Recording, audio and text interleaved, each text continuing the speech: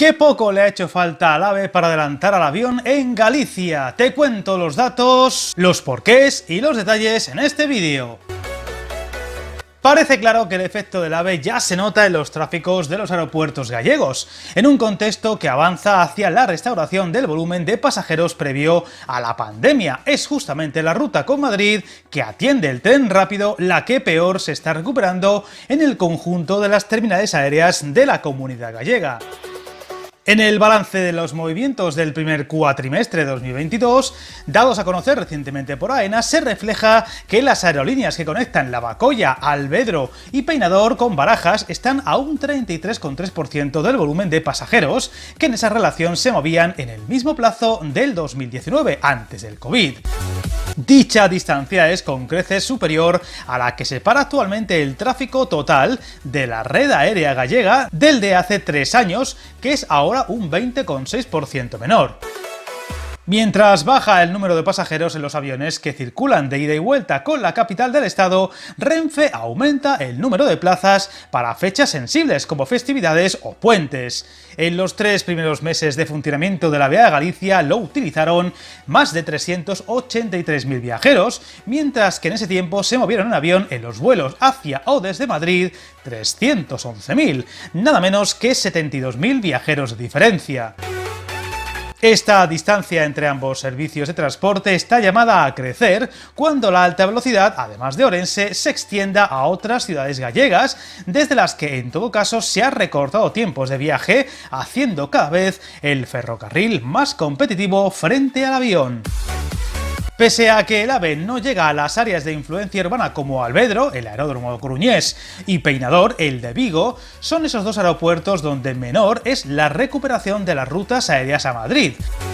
En Lavacolla, el aeropuerto de Santiago, la única pista de las 3 gallegas donde se puede volar a Barajas en compañía de bajo coste, los aviones que han transitado con la capital están a un 27,6 de sus cifras de 2019, mientras que en La Coruña se sitúan en un 36 y en Vigo a casi 2 décimas más. De las 3 gallegas, la pista de Vigo sigue siendo la más dependiente de los vuelos con Barajas, aunque ha bajado el número de pasajeros en el mismo tiempo 5 puntos para representar el 62% de todos los que pasan por Peinador. Aún así, Alvedro es la única de las 3 pistas en las que ha subido el peso de los viajeros a Madrid respecto al total en comparación con el 2019, pasando de ocupar el 52,6% de todas sus plazas vendidas al 55,7% ahora. La gran oferta de destinos de Lavacolla se está dejando notar en sus números, cerrando el mes pasado el mejor abril de su historia. Se acercó a los 300.000 viajeros, creciendo un 15,5% respecto al mismo mes de hace 3 años. Alvedro aún está a un 31% y Peinador casi a 28 puntos de la última referencia prepandemia. En estos momentos, el aeropuerto de Santiago es el 15º con más viajeros de España, el de Coruña el 20º y el de Vigo el 22º.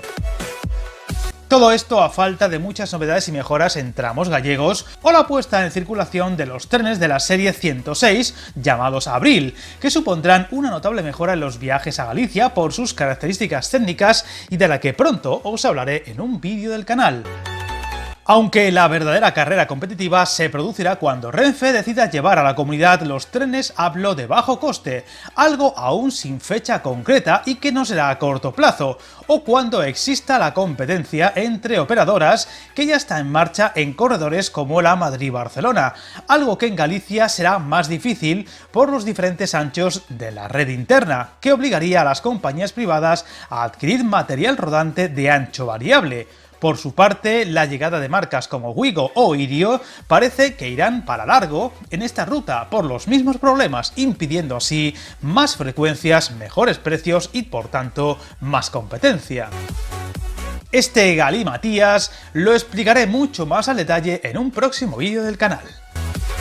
No obstante, en los primeros meses de funcionamiento del AVE a Galicia ya se ha empezado a notar un trasvase de viajeros al tren desde el coche privado, especialmente por los altos precios de los carburantes, y también desde el avión. Con el paso del tiempo, en radios de distancia máximos de unos 600 kilómetros, el AVE alcanza el 50% de la cuota de mercado, la misma proporción que de forma genérica tenía el modo aéreo a principios del siglo. En Galicia, por las circunstancias técnicas de la línea, el proceso será más lento, pero parece que seguro.